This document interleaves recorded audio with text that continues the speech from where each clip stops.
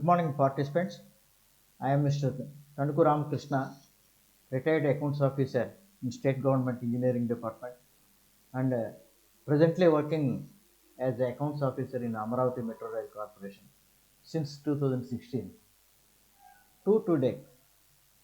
Today's assigned class for us is Andhra Pradesh Civil Services Conduct Rules 1964.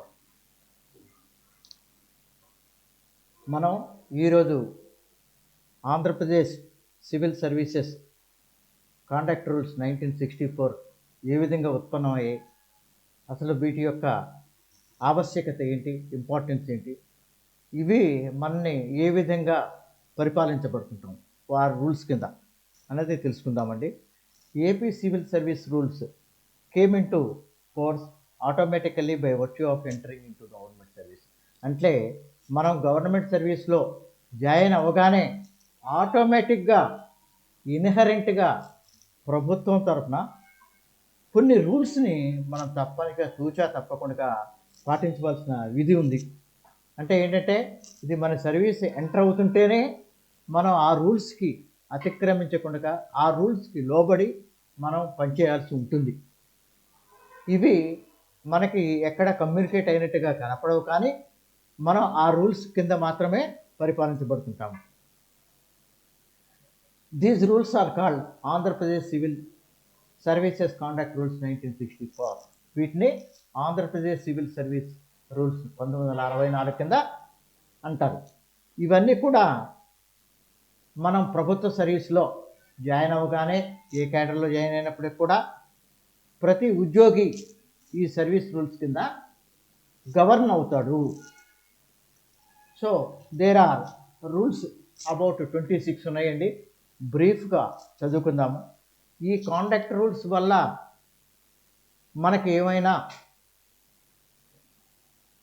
ఇబ్బందులు కనుక తలెత్తినట్లయితే వాటిని అన్నిటినీ కూడా ప్రభుత్వ ఆదేశాలను అనుసరించి మన కాంపిటెంట్ అథారిటీ వాటి మీద మనపైన జరిగిన అపరాధాల గురించి పరిశీలించి చర్యలు తీసుకుంటారు. అందులో రూల్ 1 and 2 జనరల్ రూల్ అన్నమాట. ఇది ఏం చెబుతున్నాయంటే these rules are applicable to state government servants except, అంటే ఈ రూల్స్ నియమాలు ఈ నిబంధనలు అన్నీ కూడా రాష్ట్ర ప్రభుత్వ ఉద్యోగులందరికీ వర్తించబడతాయి. ఎక్సెప్ట్ అంటే ఈ కింద చెప్పిన వారు కాక మిగతా వాళ్ళంతా కూడా ఆటోమేటిక్గా ప్రభుత్వ సర్వీస్లో జాయిన్ అవ్వగానే దీని కింద మనం కవర్ అవుతాము. ఎవరైతే కవర్ కారో ఈ సర్వీస్ కింద ఉన్న వాళ్ళు ఎవరయ్యా అంటే ఏపీ హైకోర్టులో, ఆంధ్రప్రదేశ్ హైకోర్టులో ఉన్న జడ్జెస్కి కానీ, లేదా all India services members IAS IPS వాళ్ళకి కానీ, లేదా persons who are not full time employees, అంటే ప్రభుత్వం వారిని ఫుల్ టైమ్గా కాకుండా, అంటే ఏంటంటే పార్ట్ టైం ఎంప్లాయీస్గా కానీ, లేదా కొంత పని చేసి certain work to be done and they have to be stopped there service, అలా చేసే పర్సన్స్కి కానీ, రెగ్యులర్ వర్క్కి ఎలాంటి ప్రతిబంధకం లేకుండా చేసే సర్వీస్లో ఉన్న వాళ్ళ కానీ ఈ రూల్స్ వర్తించవు.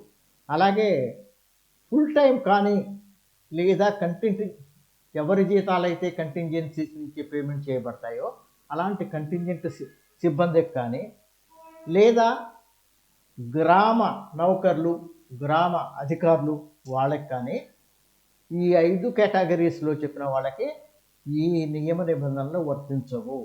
అంటే మిగతా అన్ని శాఖల్లో ఉన్న ప్రభుత్వోద్యోగులందరికీ కూడా వారు సర్వీస్లో జాయిన్ అయినంత వలన ఇది వర్తిస్తాయి. రూల్ 3 అది జనరల్ రూల్. అంటే ఆ రూలు నియమ నిబంధన ఏం తెలియజేస్తుందంటే every government employee shall be devoted to duty and shall maintain and absolute integrity, discipline, impartiality and sense of property. అంటే మనం ప్రతి ఒక్క విధిలోనూ ప్రభుత్వోద్యోగిగా మనం మన విధిని నిర్వర్తించాల్సి ఉంటుంది, డివోటెడ్ డ్యూటీ. తర్వాత మనం చేసే డ్యూటీ వల్ల ఇంటిగ్రిటీ, సమర్థత, డిసిప్లిన్, క్రమశిక్షణ, ఇంపార్షియాలిటీ, పక్షపాతం లేకుండా, సెన్స్ ఆఫ్ ప్రొప్రైటీ, ఈ కార్యాలయం నాది, ఈ డ్యూటీ నాది అని చెప్పి సెన్స్ కలిగి నాది అన్న భావనతో చేయవలసి ఉంటుంది అని చెప్పి రూల్ 3A మనకి విశదీకరిస్తుంది. అలాగే ఈ రూల్ 3లో ఏ ఒక్క ప్రభుత్వ ఉద్యోగం అయినా సరే ప్రభుత్వం యొక్క ఇంట్రెస్ట్కి, ప్రభుత్వం యొక్క ప్రెస్టేజ్కి ఎగనిస్ట్గా చేయకూడదు. No government employee shall behave derogative to prestige of the government. అంటే ప్రభుత్వాన్ని విమర్శించడం కానీ, ప్రభుత్వానికి మచ్చ తెచ్చేటట్టు కానీ బిహేవ్ చేయకూడదు. దాంట్లోనే no government employee shall use his official position for any kind of embarrassment. మనము నియమించబడిన నియామకంలో చేస్తున్న డ్యూటీల్లో ఆ డ్యూటీ ద్వారా మనకి అసైన్ చేసిన పనిలో మనం ఎలాంటి ఎంబరాస్మెంట్ లేకుండా విధి నిర్వహణ చేయవలసి ఉంటుంది. తర్వాత మనం చేసే విధులన్నీ కూడా మనకి సంక్రమించినంత వరకు అది కూడా ఉన్నత అధికారుల పర్యవేక్షణకు లోబడి మాత్రమే చేయాలి తప్ప మనం డైరెక్ట్గా ఏ పని చేయడానికి వీల్లేదు. Employee should perform his official duties in exercise of powers conferred to him except acting under direction of his superior. వారి యొక్క ఉన్నతాధికారి యొక్క ఆదేశాలకి, ఆయన యొక్క రూల్స్కి, ఆయన యొక్క అనుమతికి లోబడి మాత్రమే పనిచేయాలి తప్ప ఆ కార్యాలయంలో ఇండిపెండెంట్గా మనం ఎలాంటి నిర్ణయం తీసుకోకూడదు.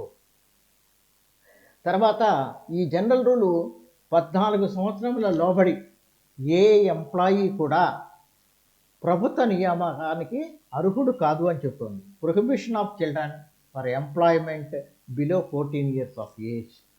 తర్వాత rule 3A, employee shall join or continue to be a member of association and activities with the sovereignty of integrity of India. మనము ప్రభుత్వ ఉద్యోగిగా ఏదైనా మన ప్రభుత్వ తరఫున చేయుచున్న విధుల్లో దానికి సంబంధించి దానికి కింద అనుబంధంగా ఉన్న సంఘాల్లో జాయిన్ అవ్వడంలో తప్పు లేదు, కానీ ఆ సంఘ సభ్యుడిగా ఉండడం తప్పు లేదు, కానీ అది భారతదేశ సార్వభౌమత్వానికి భిన్నంగా ఉండేటట్టుగా ఉండకూడదు. Activities derogative and sovereignty of integrity of ఇండియాకి లోబడి మాత్రమే ఉండాలి. నెక్స్ట్ 3B ప్రకారం మనం చేసే డ్యూటీలన్నీ కూడా ప్రాంప్ట్గాను మరియు చేసేవి కర్టెసియస్గా ఉండాలి. అంటే ఏంటంటే మనం దైనందిక జీవితంలో చేసే సర్వీసు విధి నిర్వహణ ఖచ్చితంగా ఉండాలి. తర్వాత చేసే సర్వీస్ వల్ల ఎదట వాడికి గౌరవం తెచ్చేటట్టుగా ఉండాలి, గౌరవం ఇచ్చేటట్టుగా ఉండాలి. నెక్స్ట్ మన సర్వీస్ చేస్తున్నప్పుడు మనతో పాటు చేస్తున్న ఈ వర్కింగ్ ఉమెన్ ఎవరైతే ఉంటారో అంటే స్త్రీ ఎంప్లాయీస్తో ఎలాంటి ఇబ్బందికరమైన సెక్షువల్ హరాస్మెంట్కి సంబంధించినవి చేయరాదు అని చెప్పి ఖచ్చితంగా కూడా నియామకం చెబుతోంది. తర్వాత మనం చేసిన విధి నిర్వహణలో ఏవైనా తప్పులు ఏమైనా ఉన్నట్టయితే వాటిని సరిచేయడానికి అధికారులు వాళ్ళు ఉంటారు. మనం దాంట్లో చేసిన చర్యల మీద పర్యవసానాలు తీసుకోవడానికి కంప్లైంట్ కమిటీ ఒకటి లేదా ఎంక్వైరీ కమిటీ వేసి వాటికి సంబంధించిన ప్రతిబంధకాలను ఏమైనా ఉంటే రిజాల్వ్ చేస్తారే తప్ప మనంగా ప్రభుత్వ ఉద్యోగిగా మనం స్వీయ నిర్ణయం తీసుకోవడానికి అవకాశం లేదు. No government employee shall participate in strikes or absent to duty without permission. అంటే ప్రభుత్వ ఉద్యోగిగా మనం మన డ్యూటీకి ఆబ్సెంట్ కాకూడదు. అలాగే ప్రభుత్వానికి తెలియకుండా, మన శాఖాధిపతికి తెలియకుండా మనం ఎలాంటి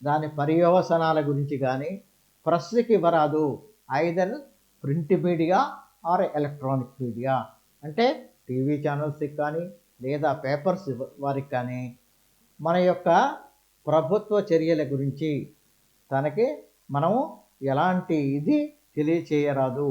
ఏవైనా ప్రభుత్వం గురించి మనం చేస్తున్న విధుల గురించి తెలియచేయాలంటే దానికి సంబంధించిన అధికారి ఎవరైతే కాంపిటెంట్ ఉంటారో వారు మాత్రమే తెలియచేస్తారు తప్ప యాజ్ ఎంప్లాయీగా we should not disclose any information. Next, మనకి అవకాశాలు ఏది వచ్చినప్పటికీ కూడా ప్రభుత్వ ఉద్యోగిగా మనం ఆల్ ఇండియా రేడియోలో కానీ లేదా టెలివిజన్స్లో కానీ ఏ సబ్జెక్టు మీదైనా మన ఇష్టం వచ్చినట్టుగా టెలికాస్ట్ చేయకూడదు, అంటే ప్రసంగాలు చేయకూడదు అని చెప్పి రూల్ 16 మనకి కాంటాక్ట్ రూలు తప్పనిసరిగా పాటించమని నిర్దేశిస్తుంది. Rule 17, criticism of government policies cannot be, అంటే ప్రభుత్వ ఉద్యోగి ప్రభుత్వం యొక్క ఆదేశాలని పరిపాలించాల్సిందే తప్ప ప్రభుత్వం తీసుకున్న నిర్ణయాల మీద కానీ ప్రభుత్వం యొక్క ఆర్డర్స్ మీద కానీ ప్రభుత్వానికి అగెనిస్ట్గా క్రిటిసైజ్ చేయకూడదు. నెక్స్ట్, ప్రభుత్వ విధి నిర్వహణలో ఉన్నప్పుడు ఏదైనా ఎంక్వైరీ కమిటీస్కి కానీ లేదా ఏదైనా కోర్టుల్లో కానీ మీరు మీ యొక్క సాక్ష్యాన్ని ఎవిడెన్స్ ఇవ్వవలసి వచ్చినట్లయితే అప్పుడు తప్పనిసరిగా మీ శాఖాధిపతికి మీ కార్యాలయపు అధికారికి తెలియచేసి, అయ్యా నేను ఈ సర్కమాస్టెన్సెస్లో కోర్టుకు వెళ్ళవలసి ఉంది, కోర్టులో నా యొక్క సాక్ష్యం ఇవ్వవలసి ఉంది, లేదా నేను ఈ కనెక్షన్లో ఫలాని ఎంక్వైరీ కమిషన్ పిలిచారు, ఆ ఎంక్వైరీకి అటెండ్ అవ్వాల్సి ఉంది అని చెప్పి వ్రాతపూర్వకమైన అనుమతి తీసుకొని అప్పుడు మాత్రమే అటెండ్ అవ్వాలి తప్ప గవర్నమెంట్ విధులు చేస్తూ మనకి ఇష్టం వచ్చినట్లుగా మనం ఎక్కడా కూడా కమిటీస్ ముందు కానీ లేదా కోర్టులకు కానీ ఎంక్వైరీస్కి కానీ అటెండ్ కాకూడదు. తర్వాత రూల్ 19, ప్రభుత్వ ఉద్యోగులు ఎవరు కూడా ఎలాంటి రాజకీయాల్లో కానీ రాజకీయానికి సంబంధించిన ఎలక్షన్స్లో కానీ పార్టిసిపేట్ చేయకూడదు అని చెప్పి చాలా క్లియర్గా చెప్తుంది. అంటే పార్టిసిపేషన్ ఇన్ పాలిటిక్స్, రాజకీయవేత్తలతో కలిసి తిరగడం కానీ లేదా రాజకీయవేత్తలు పార్టిసిపేట్ చేసే ఎలక్షన్ సభల్లో కానీ ఎలక్షన్స్లో కానీ వాళ్ళ ప్రచారానికి కానీ ఎలాంటి ఇది చేయరాదు ప్రభుత్వ ఉద్యోగిగా అని చెప్పి రూల్ 19 చాలా క్లియర్గా నిర్దేశిస్తుంది. మనం అంతా కూడా మనం ఏదో చేస్తున్నామంటే మనం చేస్తుంది ఎవరికి తెలుసు అనుకోకూడదు. ఎందుకంటే మనం ప్రభుత్వ ఉద్యోగంలో జాయిన్ అయినప్పుడే మనని వెంటాడుతుంటాయి ఈ కాండక్ట్ రూల్స్.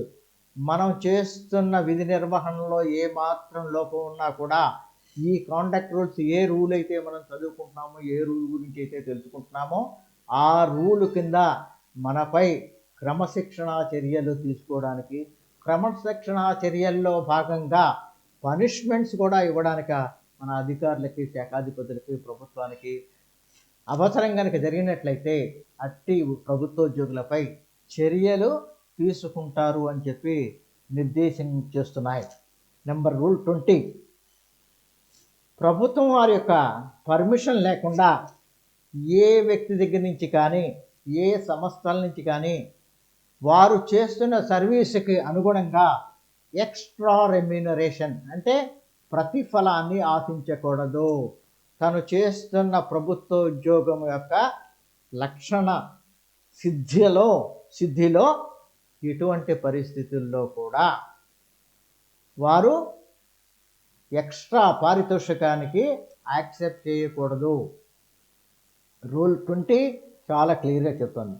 రూల్ 21 ప్రకారం ఎవరైనా మనకి సంబంధించి మన రిలేటివ్ మన కింద ఆ శాఖ ఉద్యోగి కింద సబార్డినేట్గా పనిచేస్తున్నట్లయితే విధివశాత్తు అఫ్కోర్స్ అది యాక్సిడెంటల్గా సంభవించవచ్చు. అలా సంభవించినప్పుడు ఆ యొక్క ఫ్యాక్ట్ అంటే వాటి యొక్క వివరాల్ని మన ప్రభుత్వానికి మన శాఖాధిపతులకి తెలియాలి. అయ్యా నాకు ఫలాని ఎక్స్ మా బ్రదర్ ఇన్ లా లేదు మా కజిన్ లేదా మా అంకుల్ ఆయన by virtue of is employment ఆయన కూడా ఆయన శాఖ ఫలాని శాఖలో పనిచేస్తున్నారు, నేను ఉన్నాను అని చెప్పి తెలియజేయవలసిన అవసరం ఉంది. అలాంటి కనుక లేకపోయినట్లయితే ప్రభుత్వ ఉద్యోగులు వారు కానీ వారి కింద పనిచేస్తున్న రిలేటివ్స్ అయిన సబార్డినేట్స్ ద్వారా కానీ ప్రభుత్వానికి ఇబ్బందికరంగా తయారవుతారని చెప్పి, అలాంటి తయారవడానికి నిరోధకము అని చెప్పి చాలా క్లియర్గా తెలియచేస్తుంది. Rule 22, no employee should accept private employment. నేనేదో ఉదయం 10 గంటల నుంచి 5 గంటల దాకా, లేదా సాయంత్రం ఉదయం 8 గంటల నుంచి 2 గంటల దాకా, మళ్ళీ 4 గంటల నుంచి 7 గంటల దాకా పనిచేస్తున్నానండి, 8 గంటల నుంచి నాకు ఇంకా ఓపిక ఉందండి, నేను చేసుకుంటానండి, నాకు ఒక 5,000 10,000 సంపాదించుకుంటాను, నాకు ఆర్థికంగా స్తోమత లేదండి అని చెప్పి ప్రైవేట్ ఎంప్లాయ్మెంట్ మనం చేస్తున్న ఉద్యోగం కాకుండా ఎలాంటి ప్రైవేట్ ఎంప్లాయ్మెంట్ని అంటే ప్రైవేట్ ఉద్యోగాలని మనం వెతుక్కోకూడదు, చేయకూడదు అని చెప్పి రూల్ 22 చాలా క్లియర్గా నిర్దేశిస్తోంది. ప్రభుత్వ ఉద్యోగి తన ఉద్యోగం తప్ప ఇతర ప్రైవేటు వ్యాపారాల్లో కానీ ప్రైవేట్ ఎంప్లాయ్మెంట్లో కానీ పార్టిసిపేట్ చేయకూడదు. తర్వాత రూల్ 23 ఏం చెప్తుందంటే, మనం చేసే ఆఫీస్ విధులు, అఫీషియల్ కెపాసిటీస్ ఏదైనా రిలేటివ్స్తో కానీ లేదా డిపెండెంట్స్తో కానీ ఆ యొక్క తన దైనందిక జీవితంలో ఎంప్లాయీగా చేయవలసి వస్తే, ఇలా చేయవలసి వస్తుందండి, నన్ను ఏం చేయమంటారు, లేకపోతే నాకున్న ఈ డ్యూటీని ఇంకోళ్ళకి అసైన్ చేయండి అని చెప్పి చెప్పాలి తప్ప, మనకి రిలేటివ్ కదా, లేదా మనకి ఫ్రెండ్ కదా, లేదా నాకు మీద ఆధారపడి ఉన్నాడు కదా, వాడికి ఎంతో సహాయం చేస్తానండి అని చెప్పి చేసే చర్యల్ని అతిక్రమించకూడదు, చేయకూడదు అని చెప్పి రూల్ 23 చాలా క్లియర్గా నిర్దేశిస్తుంది. రూల్ 24 ప్రకారం no employee should bring influence for furtherance in interest over authorities. మనం చేస్తున్న విధి నిర్వహణలో ప్రభుత్వ ఉద్యోగిగా మన అధికారులపై కానీ ప్రభుత్వం పైన కానీ ఎలాంటి ఒత్తిడి తీసుకుని రాదు. అవి ఏంటి, మన ప్రమోషన్స్ గురించో లేదా మన బదిలీల గురించో లేదా ఇంకా ఇతరగానో మనం ఎటువంటి ఒత్తిడి మన శాఖాధిపతుల మీద కానీ ప్రభుత్వం మీద కానీ లేకపోతే ఇంకో విధంగా కానీ చెయ్యకూడదు అని చెప్పి చాలా క్లియర్గా చెప్తుంది. తర్వాత రూల్ 25, మనం భారత పౌరుడుగా ఒక మ్యారేజ్ మాత్రమే చేసుకోవడానికి అర్హత ఉంది. Either male employee or female employee, అంటే పురుషులు కానీ స్త్రీలు కానీ ఒక మ్యారేజ్ మాత్రమే చేసుకోవాలి తప్ప ప్లూరల్ ఆర్ బైగామస్ మ్యారేజెస్, అంటే ఒకటి కానీ ఒకటి తప్ప రెండు కానీ ఇంకా ఎక్కువ కానీ మ్యారేజ్ చేసుకోకూడదు. ఎందుకంటే మనం మన లిస్ట్ ఆఫ్ ఫ్యామిలీ మెంబర్స్ని కూడా ప్రభుత్వానికి సమర్పిస్తాం, ఎవరెవరు ఫ్యామిలీ మెంబర్స్ ఉన్నారో అన్న విషయాన్ని. అలాంటప్పుడు ఈ ప్లూరల్ ఆర్ ఇంకా ఎక్కువగా బైగామయస్ అంటే నెంబర్ ఆఫ్ మ్యారేజెస్ చేసుకున్నట్టయితే వాళ్ళు కూడా ఈ ఎంప్లాయీ యొక్క ఫ్యామిలీ అవుతారు. కాబట్టి అలాంటి చేసుకోవడానికి వీలు లేదు అని చెప్పి చాలా క్లియర్గా రూల్ 25 నిర్దేశిస్తోంది. అంటే it is prohibiting no plural or bigamous marriages, only one marriage is bound అని చెప్పి చాలా క్లియర్గా చెబుతోంది. తర్వాత అందులో భాగంగానే 25A ఏం చెప్తుందంటే, మనం చేసుకునే వివాహాల్లో ఆ వివాహ సందర్భంలో మేల్ ఆర్ ఫిమేల్ ఎంప్లాయీస్ కట్న కానుకలు ఇచ్చుట కానీ తీసుకొనుట కానీ నేరమని, అలాంటిది నిరోధించమని చాలా క్లియర్గా చెప్తుంది. Regarding in performing marriages, offering dowry or taking dowry is not acceptable, అంటే అది నిరోధించబడినది అని చెప్తుంది. తర్వాత rule 26, this is the last rule for which government ఎంప్లాయీగా మనం ప్రతి వాళ్ళం కూడా చాలా జాగ్రత్తగా ఉండాలి. అందులో ఏం చెబుతుందంటే, ఇంటాక్సికేటెడ్ డ్రింక్స్ని ఎటువంటి పరిస్థితుల్లోనూ తీసుకొనకూడదు. అంటే మత్తు కలిగించు మత్తు పదార్థాలని కానీ డ్రింక్స్ని కానీ ఇతర మందుల్ని కానీ వాడరాదు అని చెప్పి చెప్తుంది. సో ఇవన్నీ కూడా మనం ప్రభుత్వోద్యోగ నియామకమైన తేదీ నుంచి మన్ని వెంటాడుతూ ఈ కాండక్ట్ రూల్స్ గవర్న్ చేస్తుంటాయి. ప్రతి ప్రభుత్వ ఉద్యోగి ఈ కాండక్ట్ రూల్స్కి లోబడే ఉంటాడు. తను చేస్తున్న చర్యలన్నిటి కూడా వారి యొక్క అధిపతులు, శాఖాధిపతులు కానీ, కాంపిటెంట్ అథారిటీస్ కానీ, ప్రభుత్వం వారు కానీ నిశితంగా వారిని పరిశీలిస్తుంటారు. కాబట్టి వారు చర్యలు ఏమైనా ఈ కాంట్రాక్ట్ రూల్స్కి భిన్నంగా ఉన్నట్లయితే తప్పనిసరిగా అట్టి హద్దు మీరిన ఎంప్లాయీస్ పైన చర్యలు తీసుకునే అవకాశం ఉంటుంది. రైట్, కమింగ్ టు ఇంతవరకు కూడా ప్రభుత్వం ఏదైతే నియమించిందో, ప్రభుత్వం ఏదైతే నియామకాన్ని మనం యాక్సెప్ట్ చేసి ఉద్యోగంలోకి వచ్చామో, ఉద్యోగంలోకి వచ్చాక by virtue of our employment మన ఉద్యోగం చేస్తున్నందువల్ల దానికి సంక్రమించిన అధికారాలతో ఆ రూల్స్కి గవర్న్ అయి ఉన్నాం. కాబట్టి అట్టి గవర్న్ అయిన రూల్స్ ఏవైనా మనకి ఇబ్బందికరంగా ఉన్నట్టయితే ఎంప్లాయీకి సంరక్షణ ఏంటి అని చెప్పి ఆలోచించి ప్రభుత్వం వారు AP civil services CCA rules 1991 తీసుకున్నారు. మనం ఇప్పటిదాకా AP civil service conduct rules 1964 గురించి తెలుసుకున్నామండి. అవి బై వర్చ్యూ ఆఫ్ ఎంప్లాయ్మెంట్ మనం జాయిన్ అవ్వగానే మనం చేస్తున్న చర్యలు ఏ విధంగా ఏ రూల్స్కి లోబడి చేయాలనేది ఉంది. ఆ రూల్స్ చేస్తున్నప్పుడు మన విధి నిర్వహణలో ఏదైనా లోపాలు కనుక సంభవించినట్లయితే ఆ సంభవించిన వాటి మీద తీసుకున్న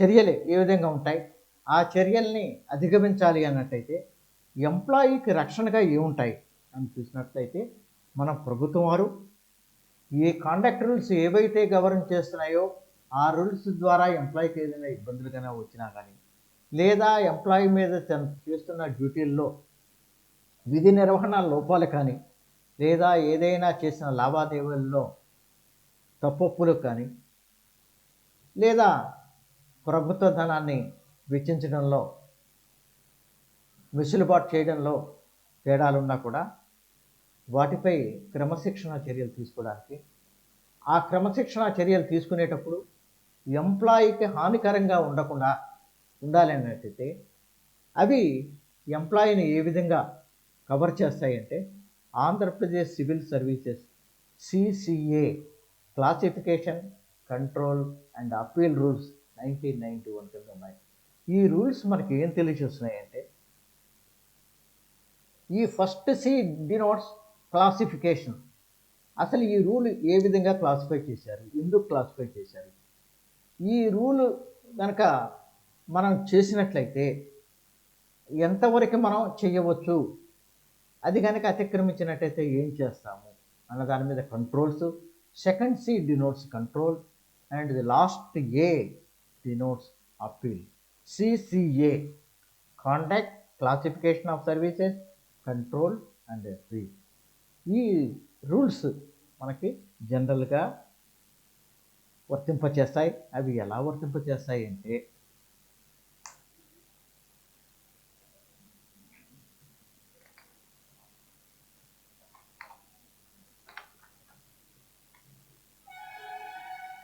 మన ఆంధ్రప్రదేశ్ ప్రభుత్వం ఆర్టికల్ 309 309 ఆర్టికల్ కింద భారత రాజ్యాంగం నిర్దేశించిన పవర్స్కి లోబడి మన ఆంధ్రప్రదేశ్ గవర్నర్ గారు ఈ రూల్స్కి సంబంధించిన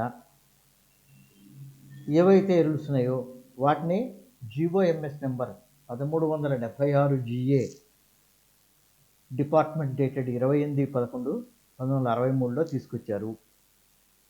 ఈ రూల్స్ తీసుకురావడంలో ఏమిటి, ఎందుకని వచ్చాయి అని చూసినట్లయితే, these rules are called Andhra Pradesh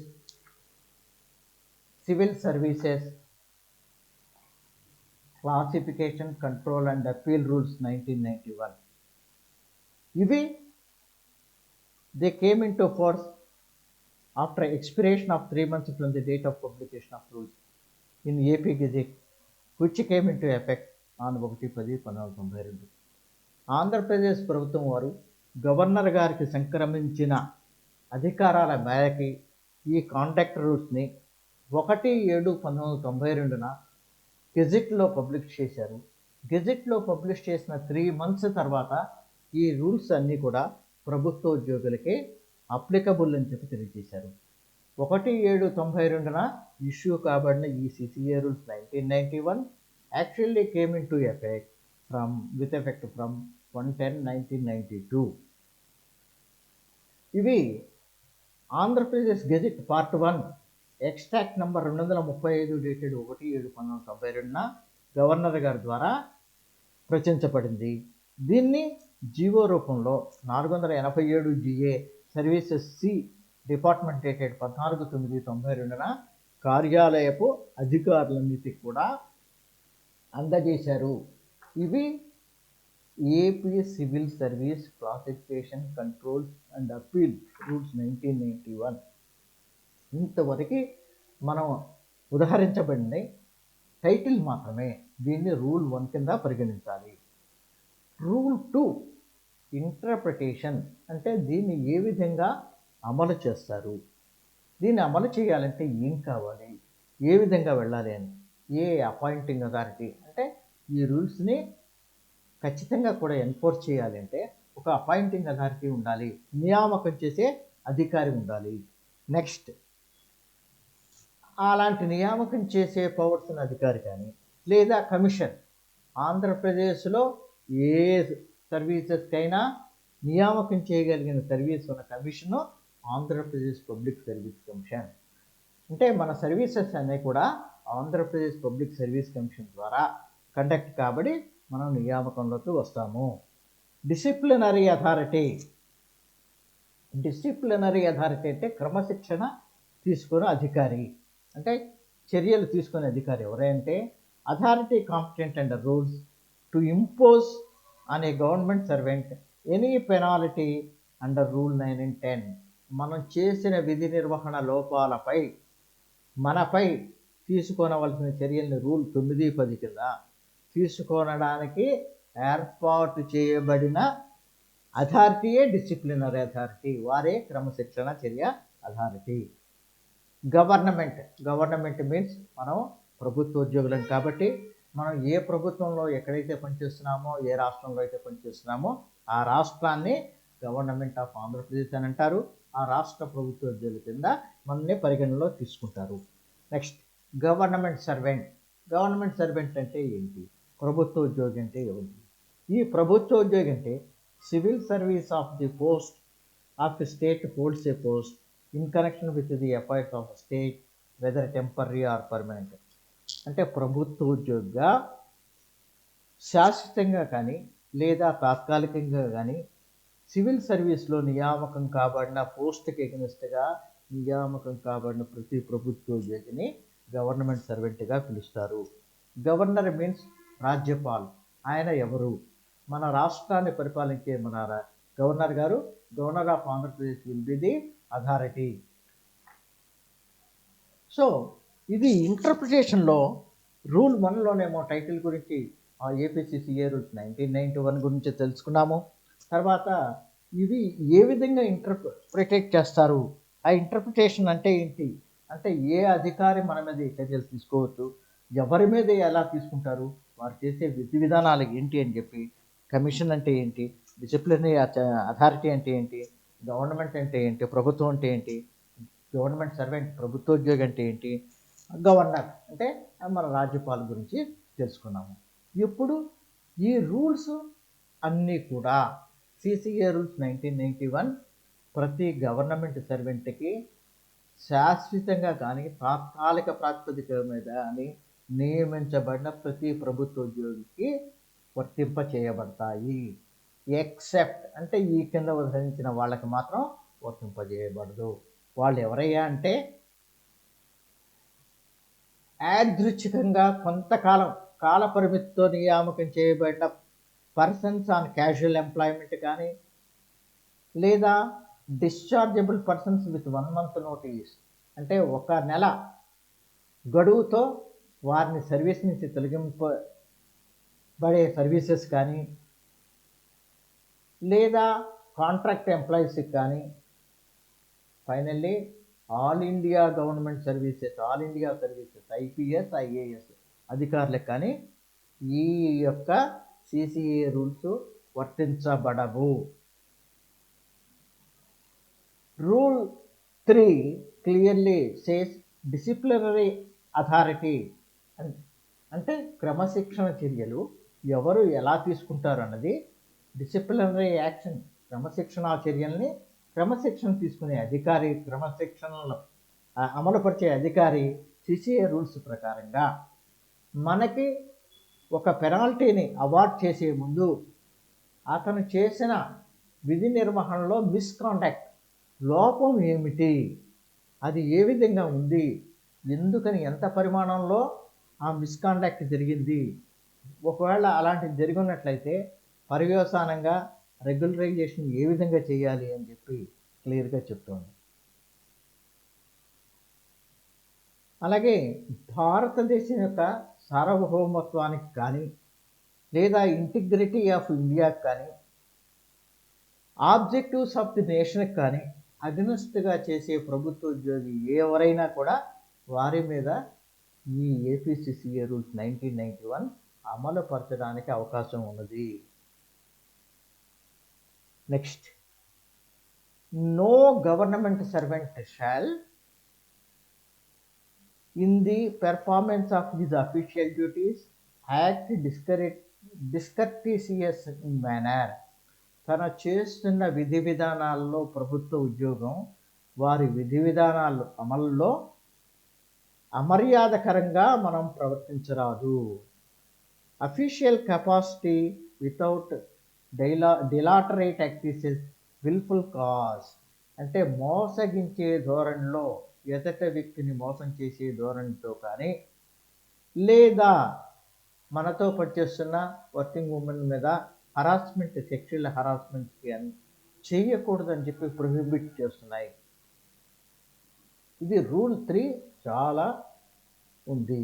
ఈ రూల్ 3ని కనుక మనం వైలేట్ చేసినట్లయితే మన పైన క్రమశిక్షణ చర్యలు తీసుకునే అధికారి అంటే డిసిప్లినరీ అథారిటీ మనం ఎంత అమౌంట్ మేరకి, ఎంత పరిమాణం మేరకి ఆ మిస్కాండక్ట్ ఉన్నది అని ఎంచి దానికి తదనుగుణంగా ఈ రూల్స్కి అనుబంధంగా మనపై పెనాల్టీస్ విధించే అవకాశం కూడా ఉన్నది.